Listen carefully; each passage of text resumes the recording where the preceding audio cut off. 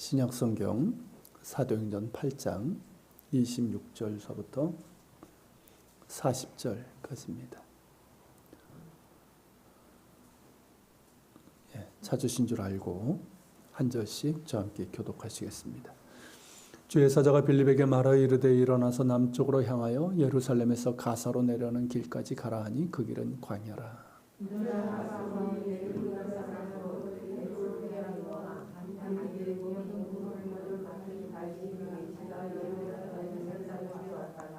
돌아가는데 수레를 타고 선지자 이사야의 글을 읽더라.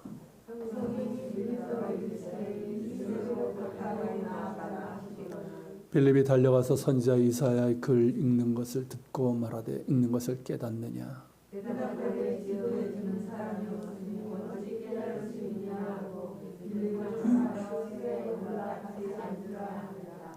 읽는 성경 구절은 이것이니 일러스되 그가 도살자에게로 가는 양과 같이 끌려갔고 덜 깎는 자 앞에 있는 어린 양이 조용한 같이 그의 입을 열지 아니하였도다.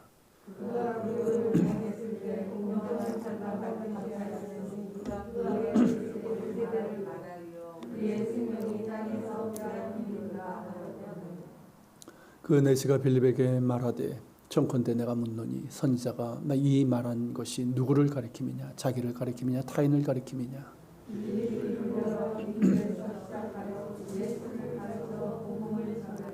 길 가다가 물 있는 곳에 이르러 그 내시가 말하되 보라 물이 있으니 내가 세례를 받음에 무슨 거리낌이 있느냐.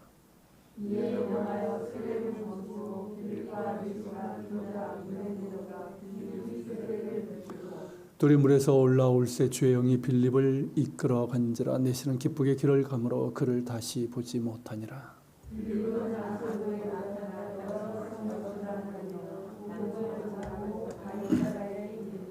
아멘.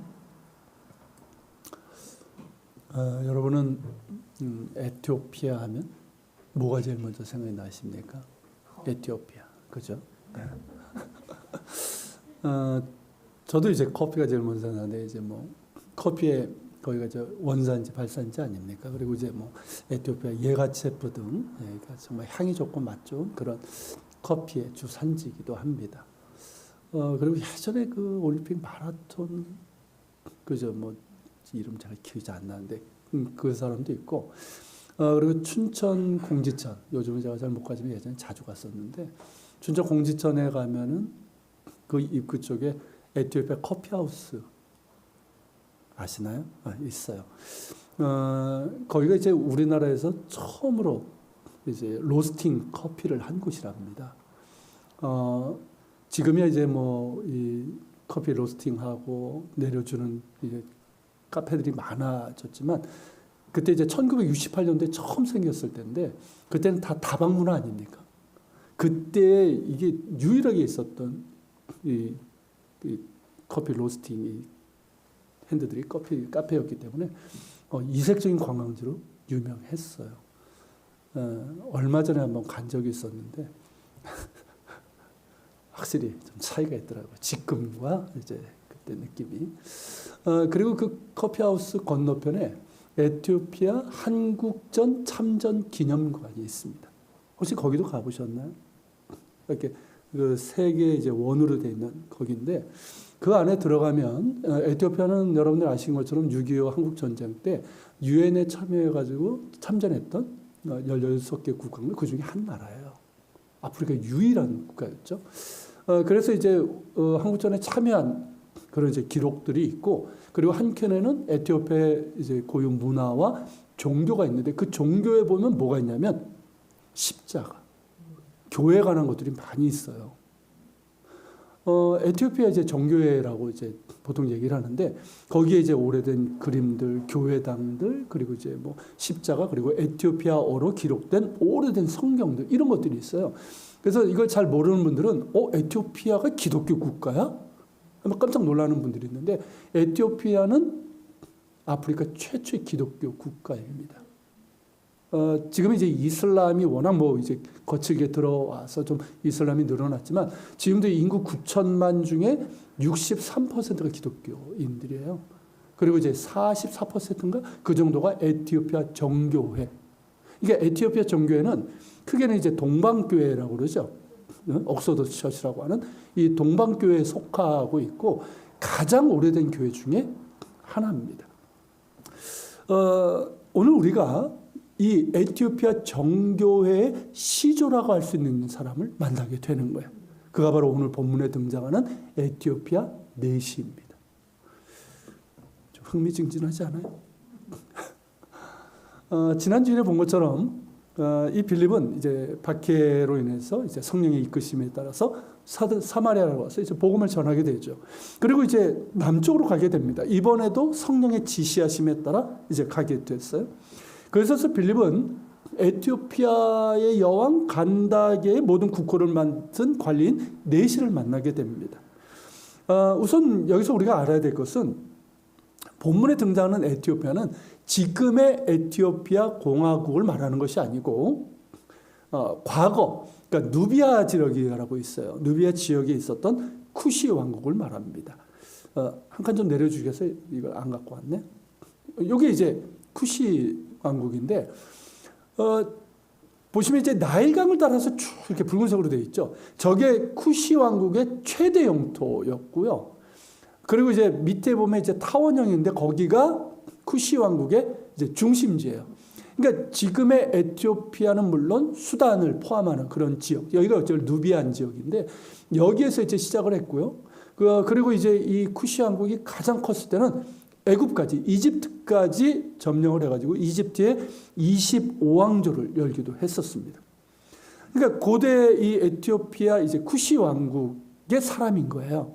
근데 이 쿠시 왕국의 왕은 이집트의 영향인지 왕은 이제 그 태양신의 아들로 이제 추앙이 되면서 세속적인 일은 안 하고 대신 왕의 이제 어머니죠. 왕대비가 대신 통치를 하는 그런 구조였어요. 그러니까 이제 그 여왕을 지칭하는 호칭이 간다게입니다. 그러니까 여왕의 이름이 아니라 호칭이에요. 애굽의 왕을 뭐라고 부릅니까? 바로 파라오라고 하는 거하고 똑같은 거예요. 그 이제 여왕 간다게의 이제 내시인데 이 내시도 우리가 좀 알 필요가 있어요. 그러니까 우리가 이제 조선 시대 그 궁궐 내에 상주하면서 살던 그 내시 있잖아요. 그 내시를 말하는 게 아니에요. 고대 근동에는 고위 관리 중에서 이 거세를 한 그런 사람들이 종종 있었습니다. 그리고 이제 이 쿠시 왕국은 여왕이 통치를 하니까 여왕을 측근해서 이렇게 섬기면서 일을 하는 그런 고위 관리 중에는 스스로 거세를 하는 경우가 혹은 뭐 법에 의해서 그런 경우가 종종 있었단 말이죠. 뭔지 이해가 되십니까? 사극에서 나오는 이게 아니라는 거예요. 자, 어쨌든 이제 이 사람인데 이 사람은 이제 정리를 하면 고대 에티오피아 왕국이 쿠시 왕국의 고위 관리로서 여왕의 모든 재정을 맡았다고 그러죠. 그러니까 요즘으로 하면 어떤 사람일까요? 뭐 재무부 장관쯤 되는 상당히 높은 위치에 있는 사람이죠. 또 여왕이 신뢰할 수 있는 사람이고 그런 사람이었다는 거예요. 그런데 그가 예배하러 예루살렘에 왔다가 돌아가는 길이라는 거예요. 여기서부터 심상치가 않은 거예요. 자, 일단 그의 말을 들어보면요. 업무 때문에 온 게 아니에요. 뭐 고위 관리였으니까 뭐 어떤 사람들이 그렇게 생각을 해요. 저도 한때 그렇게 생각을 했었는데 고위 관리니까 그러니까 외교 사절단의 대표로 이렇게 왔다가 예배도 드리고 간 것으로 그렇게 생각을 했는데 그게 아니에요. 일단 그의 말을 한번 보세요. 뭐라고 얘기합니까? 여기 기록에 보면 예배하러 왔다가 가는 중이에요. 다른 이유가 없어요. 물론 이제 고위 관리니까 외교적인 어떤 접견은 있었겠죠. 그렇지만 주 목적은 뭐냐면 예배하러 예루살렘까지 온 거예요. 그리고 이제 이때가 이제 유월절로 추정을 합니다. 그러니까 유월절 거기에 이제 참여하고 유월절 예배를 드리기 위해서 왔다는 거예요.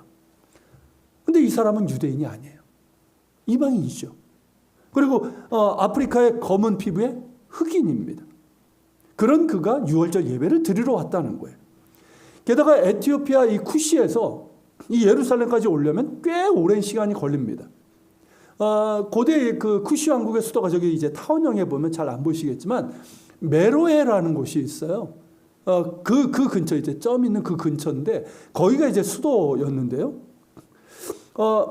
거기에서 이렇게 온 건데, 그러니까 예루살렘까지 가려면 거기서 출발해서 저 나일강 보이시죠? 나일강 따라 쭉 올라가가지고 나일 삼각조에서 이제 그 가나안 쪽으로 이렇게 나 있는 비아마리스 해변길이라고 하는 고대 그 국제도로가 있어요.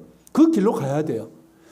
야, 이거를 이제 구글 맵을 통해 가지고 어느 정도 거리가 되는지 이제 친절하잖아요. 이렇게 하면 검색하면 나오는데 약 2,500km가 나옵니다. 2,500km. 자동차 도로 기준이죠. 그렇게 나오는데 그 거리를 도보로 이제 계산을 하면 뭐 관리였으니까 보통 낙타나 뭐 수레 이런 거 마차를 탔겠죠. 보통 한 30km 갑니다. 하루에. 그렇게 계산을 하면 83일 걸리는 거리예요. 그러니까 석 달 걸리는 그런 거리고 지금의 도로 사정이고 과거는 어땠을까요? 더 시간이 걸렸겠죠. 그러니까 좋게 한 넉 달은 걸렸을 것 같습니다. 만약에 이제 뭐 배를 타고 내려갔다 그러면 한 석 달 정도 잡을 수 있겠고, 어쨌든 그렇게 이제 왔고 예루살렘에서 6월절에 한 일주일 걸리니까 최소 뭐 일주일이나 2주일 있었다고 하면 왕복으로 한 9달 걸리는 순례를 했다는 거예요. 자, 공식 업무도 아니고 단지 6월절 예배에 참여하기 위해서 그 먼 길을 왔다는 것인데 이것이 심상치가 않다는 거예요. 유대인이 아닌 이방인이고 아프리카 사람이지만 유대교 신앙을 가졌다는 것을 뜻하기 때문입니다. 그렇다면 이 사람은 어떻게 해서 유대교 신앙을 갖게 되었을까요? 그 뿌리가 있어요. 열왕기상 10장과 역대하 9장에 보면 스바 여왕이 나오죠. 이 스바 여왕이 이제 스바는 지금의 이제 아프리카 예멘하고 에티오피아 이렇게 걸쳐 있는 왕국이었어요. 쿠시 왕국보다 조금 앞선 왕국입니다. 자, 스바의 여왕이 솔로몬을 찾아와서 솔로몬의 명성이 아주 유명했잖아요. 그래가지고 이제 그 명성을 그 지혜롭다는 명성을 확인하기 위해서 온 거죠. 그래가지고 솔로몬의 지혜로운 말을 듣고 막 감탄하면서 그러면서 이제 돌아갔다는 그런 얘기가 나오잖아요. 바로 그때였던 거죠. 그때 솔로몬의 지혜와 영화에 감탄을 하면서 그런 지혜와 영화를 주신 분이 하나님, 이스라엘 하나님이라는 것을 알고 그 신앙이 에티오피아로 전해진 것입니다. 실제로 기록에 보면요. 그 후에 에티오피아에서부터 이 예루살렘으로 이 순례를 오는 사람들이 적지 않았다고 합니다. 또 에티오피아 사람들은 이때 스바 여왕하고 솔로몬 사이에 생긴 아들이 있었다는 거예요. 그래서 그 아들이 이 쿠시 왕국을 세운 시조라는 거예요. 그 사람이 메넬리크 왕입니다. 그러니까 뭐 이 사실을 뭐 액면 그대로 뭐 믿기는 조금 어려움이 있지만 그와 관련된 오래된 벽화도 있고 이야기가 많은 걸 보면 어느 정도 신빙성은 있는 것 같아요. 어쨌든 솔로몬 때에 에티오피아의 신앙이 이스라엘의 신앙이 에티오피아에 이제 전해진 것은 분명합니다. 그렇게 해서 에티오피아 왕국의 이 쿠시 왕국에 하나님을 믿는 자들이 생겼고 그 후손 중에 하나가 누구다? 오늘 본문에 등장하는 에티오피아의 넷이라는 거예요. 놀랍지 않습니까?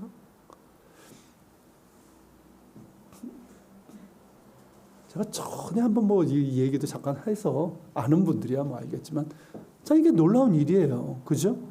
우리가 그 역사적 내용을 보면 참 놀라운 사실을 우리가 알게 되는데 물론 이제 뭐 여왕의 허락을 받고 왔겠지만 왕실의 고위 관리가 그 먼 길을 단지 예배하러 왔다는 이 사실은 그의 믿음이 어떠했는지를 잘 보여줍니다.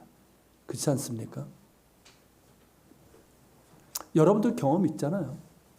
자, 그 먼 길을 순례하면서 그의 마음이 어땠을까요? 다 제쳐두고 지금 예배드리러 그 먼 길을 온 거예요. 그의 마음이 짐작이 되십니까? 저는 군대에 있을 때 처음에 이제 자대 배치되고 나서 교회를 못 갔어요.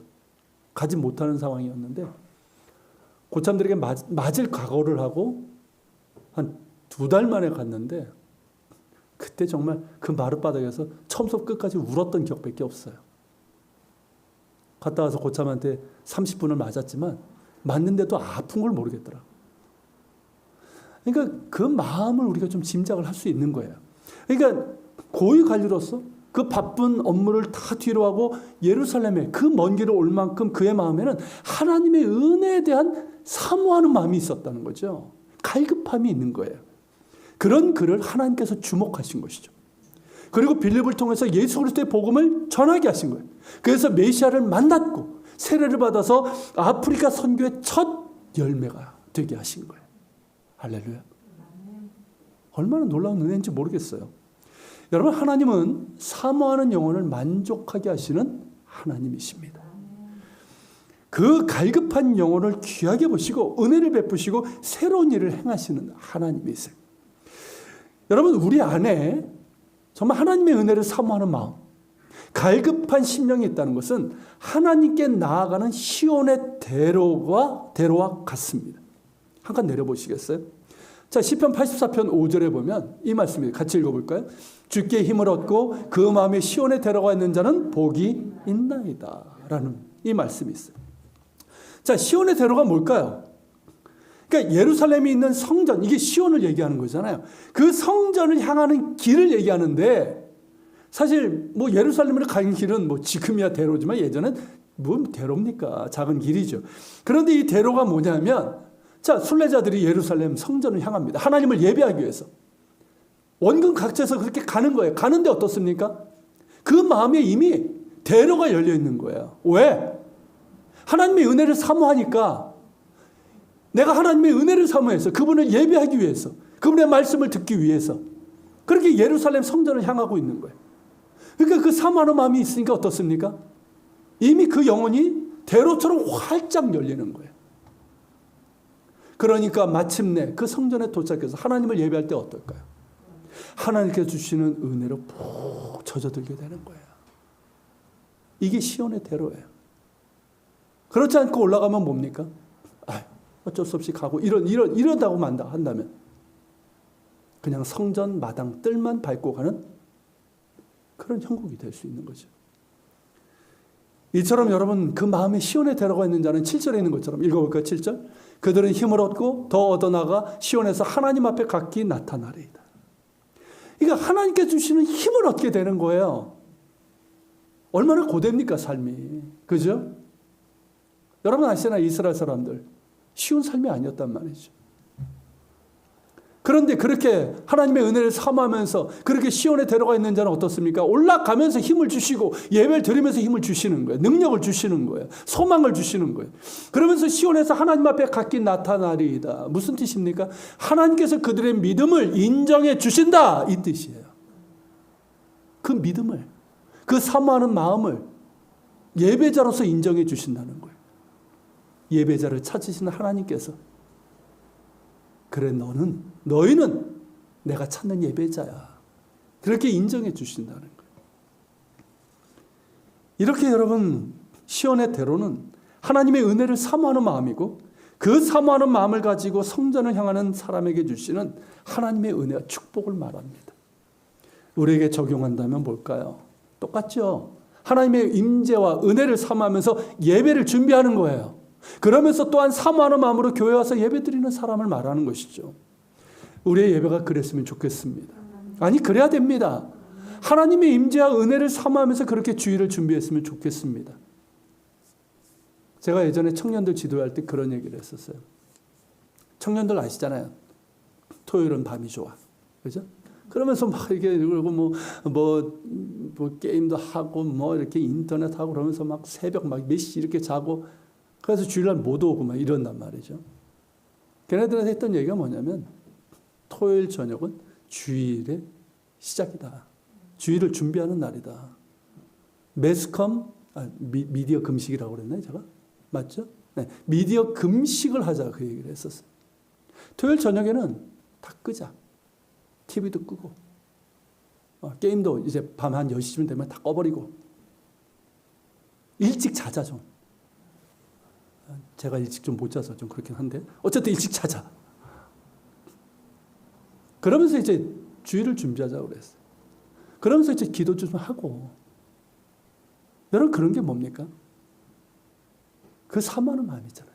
우리가 좀 그랬으면 좋겠어요. 여러분, 그렇게 하고 계신 줄 제가 믿는데, 그렇게 좀 사모하는 마음으로 정말 그렇게 기도하면서 그렇게 이제 토요일 저녁을 그렇게 보내면서 주일을 준비하는 거예요. 그 사모하는 자체가 뭘까요? 사모하는 마음 자체가. 그게 예배예요, 그게. 그렇게 사모하는 마음을 가지고 준비하고 그렇게 주님의 은혜를 사모하면서 주의 임재와 은혜를 사모하면서 그렇게 와서 예배 드릴 때 어떨까요? 시온의 대로가 열리는 거예요. 하나님께서 주시는 은혜를 받는 거예요. 예배 가운데 정말 하나님의 임재를 경험하게 되는 거예요. 하나님은 사모하는 영혼을 결코 외면하지 않으신단 말이죠. 그 사모하는 영혼에 만족함을 주십니다. 그 갈급한 영혼에 생수의 강을 주시는 거예요. 오늘 찬양처럼. 여러분, 그러한 우리 예배가 되었으면 좋겠습니다. 단 우리에게 사모하고 갈급한 마음이 있다면 그것은 하나님의 놀라운 계획이 이루어지는 조건이 될 수 있다는 거예요. 그러니까 살아계신 주님을 만나고 싶어요. 더 알고 싶어요. 믿음으로 정말 온전히 살고 싶어요. 그런 갈급함이 있잖아요. 그리고 성령 충만해서 정말 예수님과 친밀하게 교제하고 그런 마음이 있단 말이죠. 이게 갈급한 마음인데 이런 마음이 우리에게 있다면 그것은 뭘까요?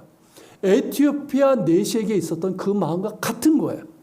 그리고 하나님은 그 사모하는 마음, 갈급한 마음에 주목하십니다. 그 마음을 보시는 거예요. 그리고 그 사모하고 갈급한 영혼에 은혜를 베푸시고 그를 통해서 새로운 일을 행하시는 거예요. 그것이 바로 에티오피아 내시를 통해서 우리가 보게 되는 겁니다. 에티오피아 내시의 이 사모하고 갈급한 영혼을 주목하신 하나님께서는 빌립을 그에게 보내시게 되죠. 그때 빌립은 어땠습니까? 지난주에 본 것처럼 사마리아에서 복음을 전하고 있었고 많은 결실을 얻고 있었단 말이죠. 많은 사람이 믿어가지고 세례를 받았고 그리고 베드로와 요한 사도들이 와가지고 안수를 할 때 성령도 받았단 말이죠. 그러니까 어떻습니까? 더 신나잖아요. 더 힘을 얻어가지고 열심히 복음을 전했고 많은 결실을 얻었단 말이죠. 여러분, 이렇게 부흥이 막 일어나는 곳에서 사역을 하면요 정말 신나고 행복합니다. 그런데 갑자기 성령께서 떠나라고 하시는 거예요. 떠나라. 너는 일어나서 남쪽으로 향하라. 예루살렘에서 가사로 가는 광야길로 가라는 거예요. 뭐 구체적으로 이유를 말씀하신 것도 아니에요. 가까운 길도 아니에요. 여러분 있으면 어떻게 하시겠습니까? 가사는 지금의 이 가자 지역인데요. 약간 내려보세요. 지도 한번 보시면 알겠는데 보이십니까? 사마리아에서 이제 쭉 이 화살표 따라 내려면 예루살렘이고 더 가면 가사가 나오죠. 그리고 위로 올라간 건 뭐 아스돗, 가이사르 이거는 이제 빌립이 나중에 더 올라간 지역이고 옆에 있는 거는 이제 굵은 선은 이제 그 빌립이 가서 이제 누굽니까? 그 에티오피아 내시를 만난 곳이고 점선은 에티오피아 내시가 이제 돌아갔던 길이에요. 자, 여러분 지도에서 보시는 것처럼 사마리아에서 이 가사로 가는 길은 멉니다. 걸어서 일주일은 가야 되는 길이에요. 자, 그런 길이에요. 그리고 그 길이 광야라고 했는데 이 광야는 이제 네게브 뭐 준사막 같은 그런 광야를 얘기하는 것이 아니고요. 이 농경지와 이 광야의 이 뭐라고 해야 돼? 경계선에 있는 지역이에요. 그러니까 이제 뭐 사람도 그렇게 많지 않고 그리고 이제 목초지 중심이기 때문에 농사보다는 이제 목축을 하는 곳입니다. 그리고 이제 로마가 그 지역을 좀 그 반란이 일어나가지고 한번 그 파괴시켰기 때문에 좀 황무지가 돼버린 거예요. 거기인데 거기로 가는 아니 거기서 사람도 별로 없는데 뭘 만나라고 가라고 하신 거예요. 그런데 빌립은 불평하지 않고 바로 순종해서 갔어요. 그곳에서 마차를 타고 가는 이 에티오피아 내시를 만나게 된 겁니다. 성령께서 그에게 가까이 가라고 하셨고 가까이 갔더니 내시가 성경을 읽고 있었어요. 그러니까 양피지 두루마리나 아마도 이 아프리카 출신이니까 뭘로? 파피루스 아시죠? 이 파피루스에 기록된 성경을 읽었을 겁니다.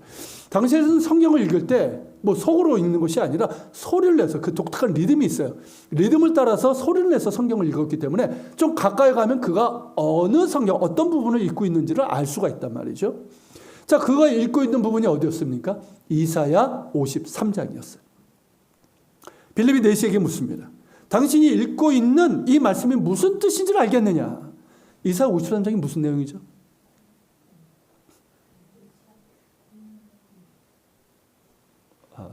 겸손하시죠.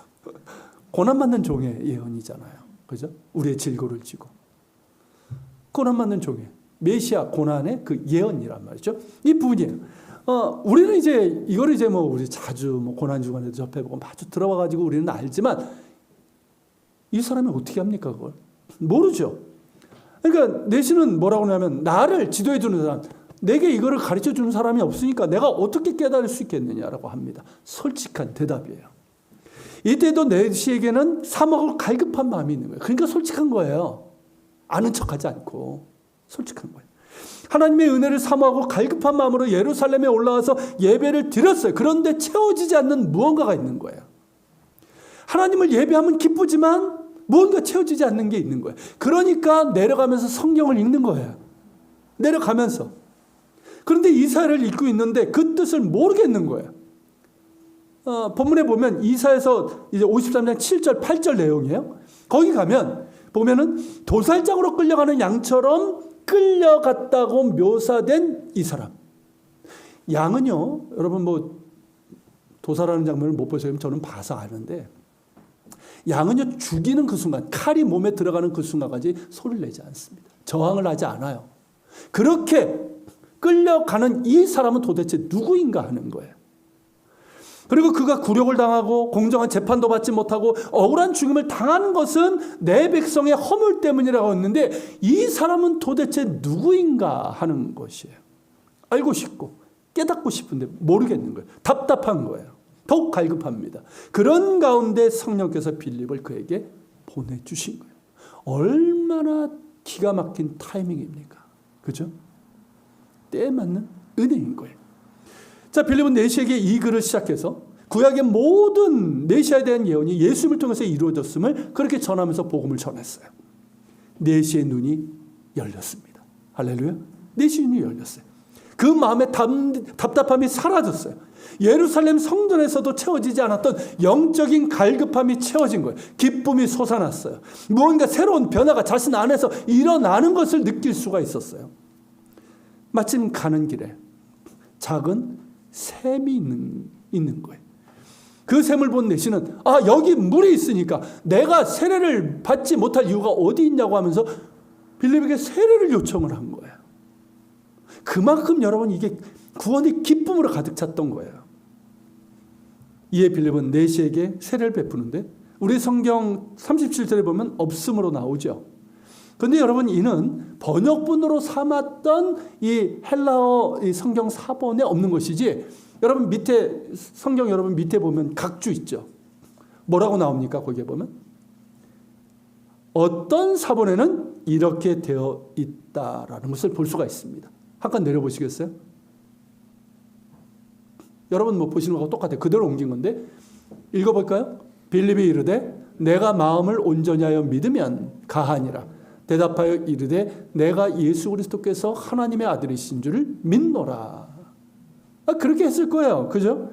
세례는 여러분 누가 받는 겁니까? 예수를 구주로 영접한 사람이 거듭난 새 사람이 되었다는 그런 의식 아닙니까? 그렇기 때문에 빌립은 사본에 있는 것처럼 내시의 믿음을 물은 거예요. 확인한 거죠. 그리고 이제 내시는 내가 예수 그리스도께서 하나님의 아들이심을 믿는다고 그렇게 고백을 한 거죠. 공개적인 신앙 고백을 한 겁니다.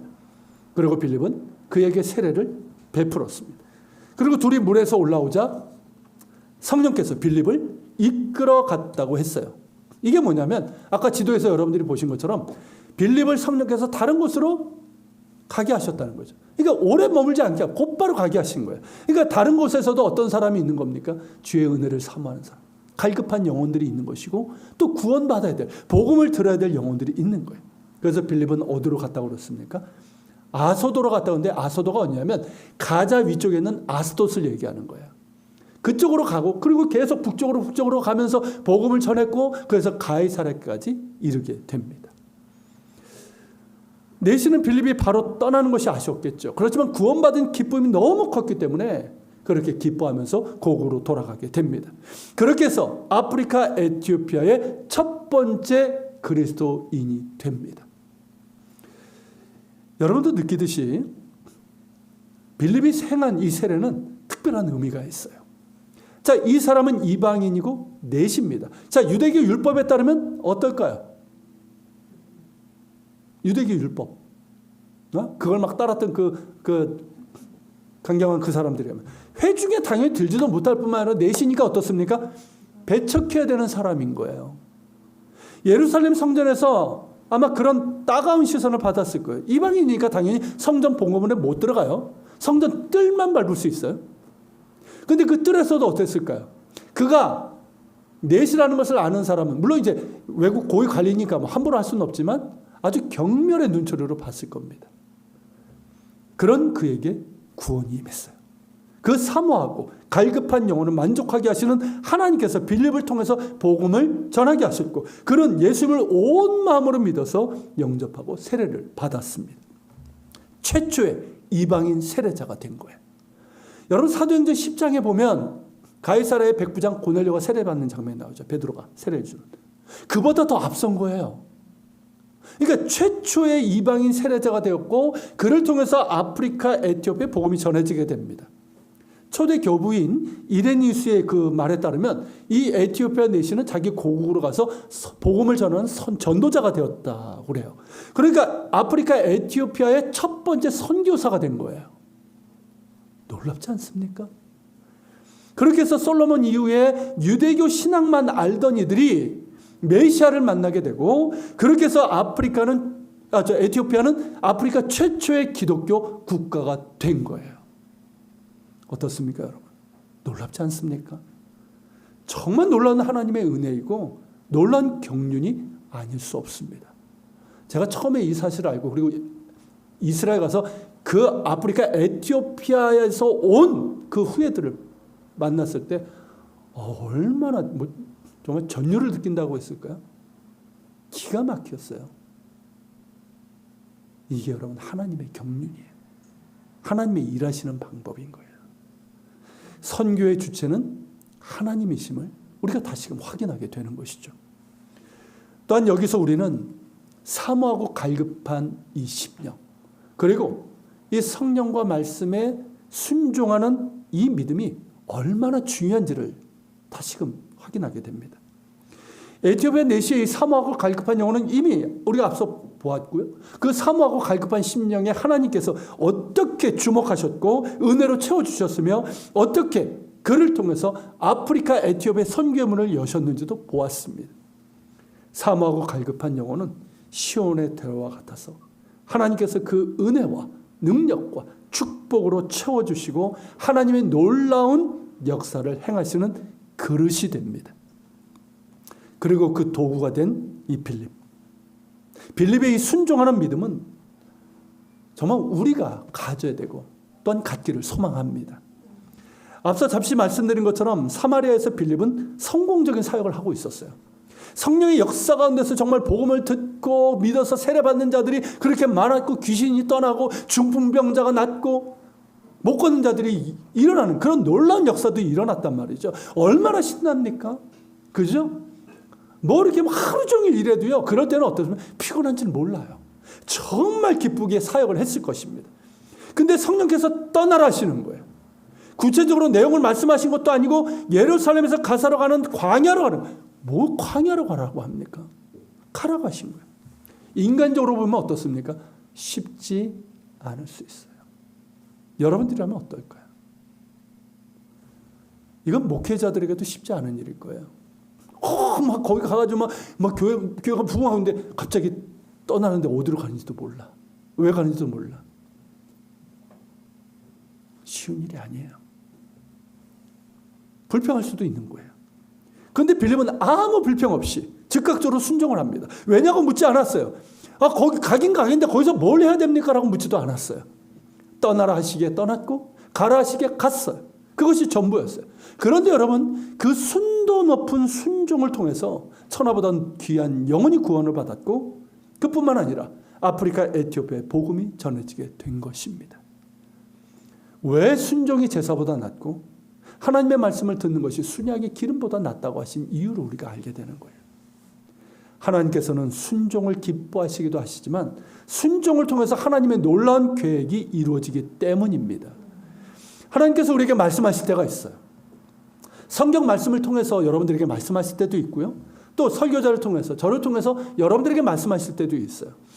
그리고 또 기도할 때 기도하던 중에 성령께서 감동을 주셔서 말씀하실 때도 있고 묵상을 하다가 어떤 걸 생각하다가 내 마음에 정말 주시는 그런 게 있어요. 그런 경험도 있으실 거예요. 정말 하나님께서 내게 뭔가를 감동을 주시고 말씀하시는 것 같은. 근데 그 말씀들이 어떠합니까? 어떤 것들은 와, 정말 응답받는 그런 기쁨이 있기도 하지만 어떤 말씀들은 어떻습니까? 내 생각과 뜻과는 달라요. 그리고 그 말씀, 어떤 말씀들은 우리에게 힘들고 좀 어렵게 다가옵니다. 예를 들면 사랑이 힘든 사람을 사랑하라고 하시는 거예요. 미워 죽겠는데 사랑하라고 하시는 거예요. 꼴도 보기 싫은데 사랑하라고 하시는 거예요. 나는 급한데 하나님 이거 좀 제발 좀 빨리 좀 해주세요 하는데 기다리라고 하시는 거예요. 나는 이 일 때문에 염려하고 걱정하고 두려워하는데 안심하라고 하시는 거예요. 믿으라 하시는 거예요. 내가 열심히 수고해서 번 것인데 나누라 하시는 거예요. 드리라 하시는 거예요. 나는 다시스로 가고 싶은데 니느웨로 가라고 하시는 거예요. 요나처럼 말입니다. 구체적으로 말씀하시는 것도 아니에요. 멀리 보여주시는 것도 아니에요. 빌립에게도 그렇고 아브라함에게도 그냥 떠나라 하셨을 뿐이에요. 내가 지시하는 곳으로 가라고 하셨을 뿐이에요. 좀 구체적으로 좀 알려주시고 좀 멀리 보여주시면 좋겠는데 그렇지 않으신단 말이죠. 주의 말씀은 내 발에 등불 같으니 바로 앞만 비춰주셔요. 그래서 우리는 힘들어하고 순종하기를 더디합니다. 그런데 순종해야 합니다. 하나님의 말씀을 들어야 합니다. 말씀을 듣고 순종할 때 하나님의 역사가 이루어집니다.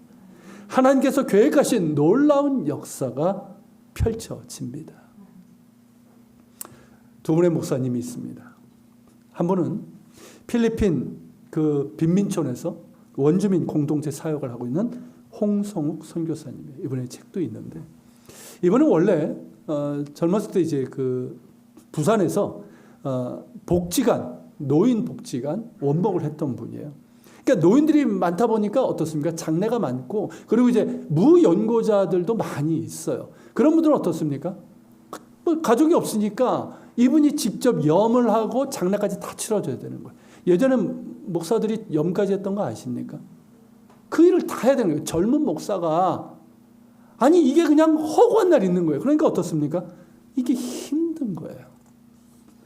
그런 중에 미국으로 유학 갈 길이 열렸습니다. 얼마나 신나요. 그래서 속으로 너무 좋아가지고 야 이제 좀 있으면 이제 미국 간다. 그래서 내가 거기서 열심히 공부하고 그리고 이제 좀 규모도 있는 그런 교회에서 목회도 열심히 할 거야. 이런 마음을 갖고 있었단 말이죠.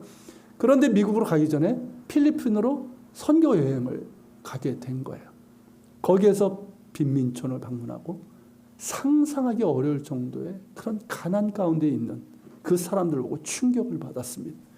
그런데 주님께서 그의 마음에 너 미국 갈래? 아니면 여기로 오겠니? 물으시는 거예요. 화들짝 놀라가지고 저 절대 못 가요. 절대 여기로 못 옵니다. 나하고 말하고 싶은데 주의 종이 어떻게 그럽니까? 그래서 말은 못하고 끙끙 며칠을 앓았어요. 그리고 마침내 손을 들었습니다. 그렇게 미국 유학 대신 필리핀 빈민촌에 가서 교회를 개척하게 됐어요. 사람들이 이제 몇몇 오기 시작하는데 뭐 때문에 왔을까요? 구호품 받으러. 워낙 가난하니까 선교사를 통해서 이렇게 주는 구호품들이 있잖아요. 그거 받으러 온 거예요. 그러니까 이 사람들의 관심은 예배 끝나고 나서 받을 구호품이지 예배 자체, 말씀 이런 거 관심 하나도 없는 거예요. 그러니까 믿음이 생기질 않는 거예요. 그래서 이 홍성교사님이 결단을 내렸어요. 그리고 예배 시간에 얘기했습니다. 다음 주일부터 이제 구호품 드리지 않습니다. 그리고 예수님을 정말 믿고자 하는 사람들만 오십시오. 그리고 여러분 모두 11조를 하십시오 한 거예요. 그렇게 하는 것이 정말 예수 믿는 그게 증거이기 때문에 그렇게 한 거죠. 어떻게 됐을까요? 그 말이 끝나자마자 침을 뱉고 욕을 하면서 다 돌아갑니다. 그리고 다음 주 한 명도 오지 않았어요. 그래서 얼마 동안은 이분 혼자 예배를 드린 거예요. 그런데 마을에 장례가 났어요. 근데 워낙 가난한 동네인데 이제 이 필리핀이 이제 그 카톨릭 국가잖아요. 카톨릭이 주 종교인데 카톨릭 신부를 불러다가 이렇게 장례를 하면 돈을 내야 되나 봐요. 근데 너무 가난하다 보니까 그 돈을 충당을 못 하니까 방법이 없어요. 그러니까 이 유족이 어쩔 수 없이 이 홍 선교사님한테 온 거예요. 혹시 장례 좀 치러줄 수 있냐? 그리고 이제 뭐 얼마 좀 드리면 되겠냐고. 근데 이분이 이제 돈은 필요 없고 내가 해주겠다고. 왜냐 이분이 전공이 뭐예요? 전공이? 한국에서 그렇게 장례를 많이 했죠. 전공이 장례야. 그러니까 내가 해주겠다고 한 거예요. 그래서 정말 돈 하나 받지 않고 정말 지극정성으로 염을 해주고 장례 모든 걸 다 해줬어요. 여기에 유족들이 어떻습니까? 그리고 이제 뭐 그런 지역은 어떻습니까? 장례는 뭐 이게 동네 행사잖아요. 마을 행사잖아요. 모든 사람들이 그 모습을 보고 감동을 한 거예요. 그 다음 주 사람들이 온 거예요. 가득 채워졌어요. 그러면서 이분이 복음을 전하고 그러면서 그 빈민촌에 300명이 넘는 교회가 되고 그러면서 학교도 세우고 병원도 세우고 그러면서 이 공동체 사역을 하게 된 거예요. 그리고 또 한 분은 여러분들이 잘 아시는 최일도 목사님이죠. 이번에 지금 이제 목회에서 은퇴하고 계시고 지금 선교 구제 사역을 하고 있어요. 이제 저 페이스북 친구여서 이렇게 그분 사역을 이렇게 보는데 지금도 얼마나 정말 밝고 이렇게 열정적으로 사역을 하시는지 몰라요. 여러분 아시는 것처럼 이분이 이제 신학생 시절, 그러니까 신대원이죠. 그때 시절에 청량리 그 역에서 부딪힌 그 노숙자에게 라면 한 그릇 끓여준 것이 계기가 돼가지고 청량리 588이라고 하는 지역 아시죠? 지금은 이제 없어졌지만 거기에서 이 빈민 사역을 하게 됐단 말이죠. 최일도 목사님 역시 하고 싶었던 일이 아니에요. 이분 역시 유학 가고 싶었고 좀 근사한 좀 목회하고 싶었던 분이에요. 그런데 노숙자의 그 얼굴에서 그의 말에서 주님을 본 거예요. 도망가고 싶었고 실제로 도망도 여러 번 갔어요. 이건 해줘도 끝이 없고 해주고 나서 좋은 반응도 안 와. 그러니까 어떻습니까? 내가 이 사람들 상대 안 한다. 도망도 여러 번 갔어요. 결국은 다시 돌아올 수밖에 없었고 가는 곳마다 주님이 보이는 거예요. 그런 사람들 볼 때마다 결국은 순종하게 됐습니다. 제가 이제 최일도 목사님 간증도 들었고 그분이 이제 부흥회 와서 설교하는 것도 들었고 그분의 책도 읽었지만 정말 말도 할 수 없는 그런 고생을 많이 했어요. 그렇지만 끝까지 순종을 했고 사랑했고 열심히 밥을 지어 펐습니다. 그래서 그 책이 밥퍼잖아요. 그 결과 빈민사역에 새로운 전환점을 마련했고 서울시 청량리 그 지역 빈민사역 그 시정을 바꿔버렸어요. 그리고 이제 빈민과 노숙자들을 무료로 치료하는 이 병원도 세웠고 많은 열매로 주님의 사랑을 전할 수 있었습니다. 만약에 이분들이 순종하지 않았다면 어땠을까요? 그런 일들이 일어나지 않았을 거예요. 이처럼 순종은 놀라운 은혜가 있고 축복이 있습니다. 놀라운 하나님의 예비하심과 일하심이 있습니다. 물론 우리 모두에게 앞에 이 두 목사님처럼 하나님께서 그렇게 말씀하시는 것은 아니지만 우리가 하나님의 말씀을 듣고 순종할 때 하나님께서 일하시는 역사를 보게 되고 그 일하심의 도구가 되는 그런 은혜가 임하게 됩니다. 저의 경우도 이렇게 돌아보면 순종하지 못할 때도 참 많았지만 순종했을 때 주신 은혜는 분명했습니다. 특히 이스라엘에 갈 때 아내를 통해서 이제 가라고 하셨을 때 아무런 보장도 없고 후원도 없고 돈도 없었어요. 근데 그때 이제 둘이었죠. 둘 데리고 그냥 떠났습니다. 이스라엘 가서도 이제 뜻하지 않게 요파교회 개척 담임 목사로 부르셨을 때 당장 생계가 걱정되는 상황이었지만 너는 뛰어내리라. 내가 받아줄 것이다. 주님께서 그 말씀을 주셨어요. 그 말씀에 순종해서 다 내려놓고 순종을 했습니다. 목회를 하면서도 찾아오는 청년들, 이 청년들 주님께서 우리에게 맡겨주신 사명이고 비전이라고 생각하면서 돈도 없는데 아파트 계약을 턱kok하고 그러면서 청년 사역을 했습니다.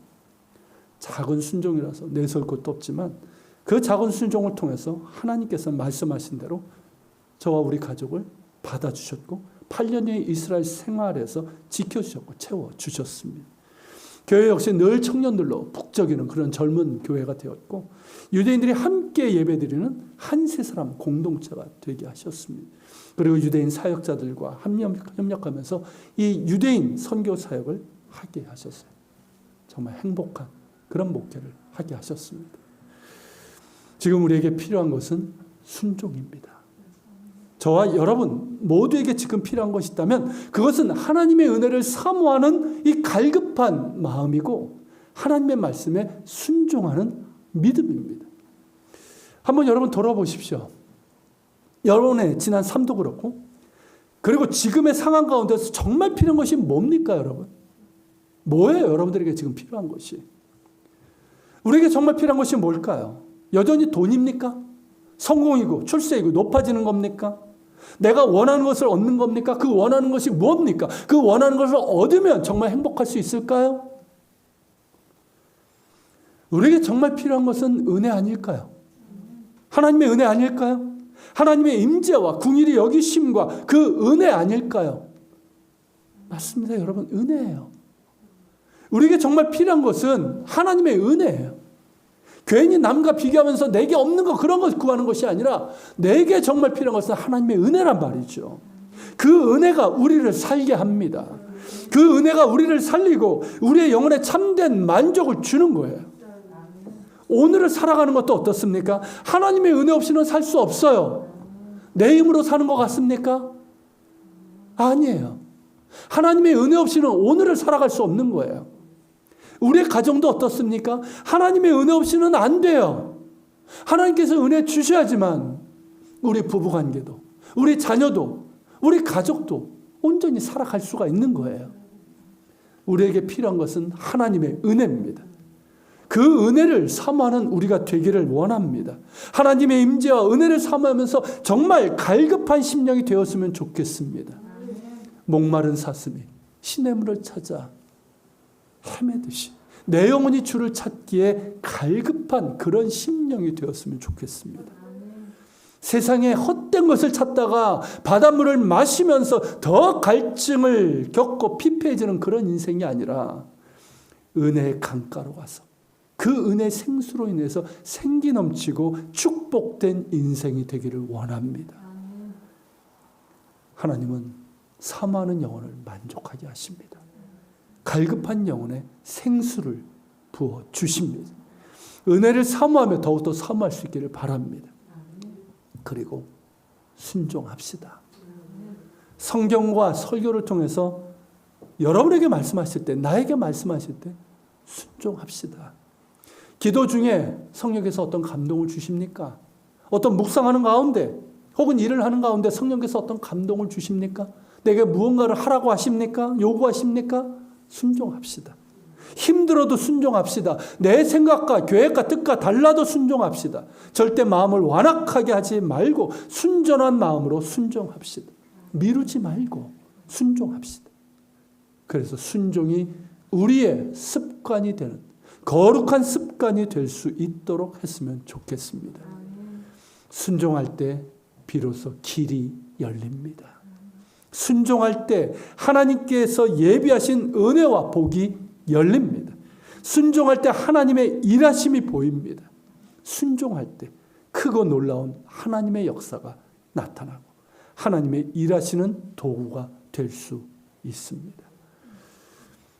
저 역시 내일부터 한 주간 말씀을 들으려고 기도원에 갑니다. 다 내려놓고 듣고자 합니다. 이 부족한 종이 잘 듣고 순종할 수 있도록 여러분들도 기도해 주시길 바랍니다. 같이 기도합시다. 오늘 말씀을 기억하면서 기도합시다. 하나님의 놀라운 은혜, 하나님의 놀라운 역사는 우리가 헤아릴 수가 없습니다. 다만 하나님의 은혜를 사모하고 갈급한 그 심령 위에 그리고 하나님의 말씀과 성령의 이끄심에 순종하는 사람을 통해서 그 일을 행하시는 하나님이십니다. 우리 기도합시다. 하나님, 내 심령 가운데 하나님의 은혜를 사모하는 갈급한 그런 마음을 주옵소서. 시온의 대로가 열리길 원합니다. 그리고 하나님 주의 말씀에 주의 성령의 이끄심과 감동하심에 순종하는 순도 높은 순종을 하는 사람 되길 원합니다. 그래서 하나님의 은혜를 맛보며 하나님의 일하심의 도구가 되길 원합니다. 우리 같이 기도하며 주님 앞에 나아갑시다. 살아계신 주님, 이 시간 기도하며 주님 앞에 나아갑니다. 걸어가신 하나님 뜻이 아버지 하나님 뜻을 건져라 나옵니다. 하나님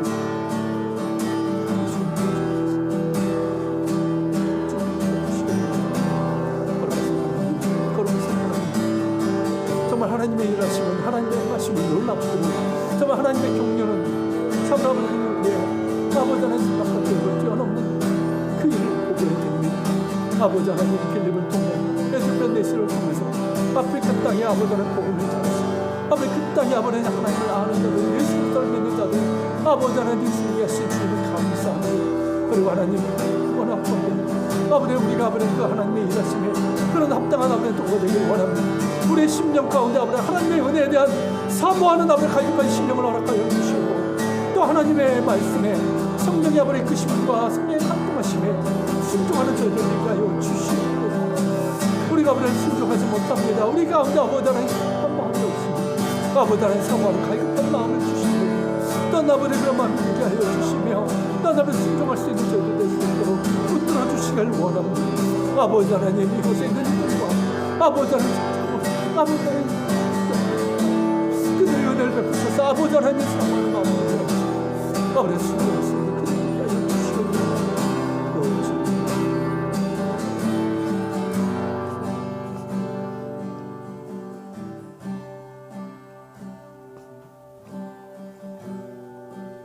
하나님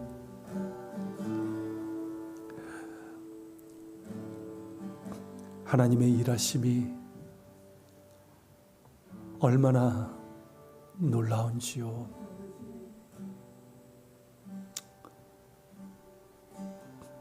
에티오피아 내시를 통해 빌립을 통해 그 아프리카 땅, 그 땅에 메시아를 알게 해주시고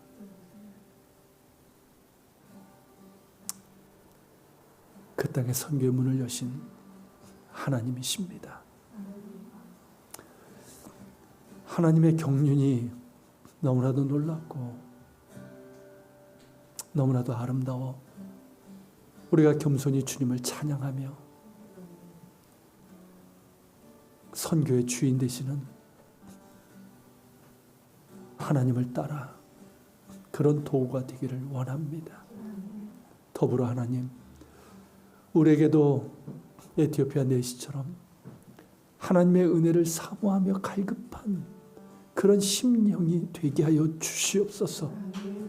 무뎌지고 감각 없는 그런 딱딱한 심령 되지 않게 하여 주시고 정말 하나님의 은혜를 사모하며 갈급함이 시냇물을 찾아 헤매는 사슴과 같은 그런 심령 되게 하여 주시옵소서. 그 마음 가지고 주일을 준비하게 하시고 하나님의 임재와 은혜를 사모하며 예배하는 자들 되게 하여 주시옵소서. 그렇게 해서 시온의 대로가 그 심령 가운데 열리게 하여 주시고 주께서 주시는 그 힘과 은혜와 축복을 맛보며 하나님께서 인정하시는 예배자, 믿음의 사람 되게 하여 주시옵소서. 또한 주님 빌립처럼 순도 높은 순종으로 하나님께 드리길 원합니다. 우리가 순종하지 못합니다. 먼저 들을 수 있는 귀도 허락하여 주시고 성령의 감동과 인도하심에 예민할 수 있는 영적인 민감함도 허락하여 주시옵소서. 주님 듣기를 원합니다. 순종하길 원합니다. 내 생각과 뜻과 다를지라도 순종하길 원하며 더디지 않게 하여 주시고 미루지 않게 하시고 순도 높은 순종으로 하나님의 일하심을 보게 하여 주옵소서. 하나님의 역사는 순종을 통해서 이루어졌음을 압니다. 믿음의 사람들이 순종했을 때 하나님의 역사가 이루어졌음을 압니다. 우리가 하나님 그 도구가 되길 원합니다. 우리 교회가 그 도구가 되길 원합니다. 하나님 순도 높은 그런 순종을 통해 하나님의 은혜를 사모하는 갈급한 심령을 통해서 하나님의 은혜가 폭포수처럼 임하고 하나님의 일하심의 도구가 되는 그런 우리 한 사람 한 사람이 되고 우리 교회가 되길 원합니다. 이끌어 주시옵소서. 오늘도 예배드리며 예물을 주께 드립니다. 이 예물에 담겨져 있는 우리의 믿음과 간구를 헤아려 주옵소서. 10의 1조 감사예물, 주일예물, 선교예물 모두 흠양하여 주시고 주의 영광을 나타내시옵소서. 이제는 우리 주 예수 그리스도의 은혜와 아버지 하나님의 그 크신 사랑과 성령님의 감화 감동 교통 역사심이 주의 임재와 은혜를 사모하며 갈급하는 그 심령과 주의 말씀과 성령의 인도하심에 순도 높은 순종을 통해서 하나님의 은혜 가운데 거하며 하나님의 일하심의 도구가 되길 원하는 우리 모든 지체들 머리 위에 우리 예한교회와 이 땅에 있는 교회들, 조국 대한민국과 북한 땅 이스라엘 땅 위에 세계 곳곳에서 복음을 전하는 선교사들과 박해 지역에 있는 그리스도인들 머리 위에 함께 하시기를 간절히 축원하옵나이다.